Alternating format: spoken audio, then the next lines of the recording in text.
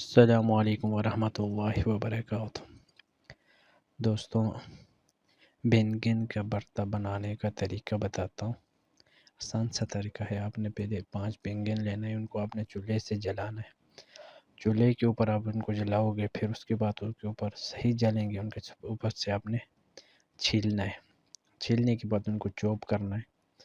Chop करके side पे रखना है। आपने उससे करना है कि प्याज चॉप करना है,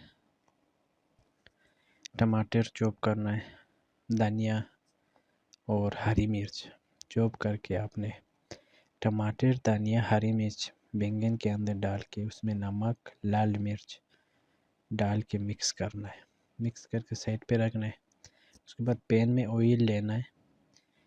आपने लहसुन चॉप करके डालना है, उसमें कड़ी पत्ता डालना है, उसमें आपने प्याज डालना है। प्याज हल्का सा ब्राउन हो जाए, उसमें आपने डालना है ये भरता का जो मावा आपने तैयार किया, वो डाल के मिक्स करना है। मिक्स करके आपने उसको हल्की आंच में पका देना है। जब उसका टमाटर जो उसके अंदर आपने मिक्स किया हुआ है वो नरम हो जाए, आप उसको सही गुनाई करके ऊपर से धनिया डाल के साइड पे करना है। आपका बैंगन का भरता तैयार है।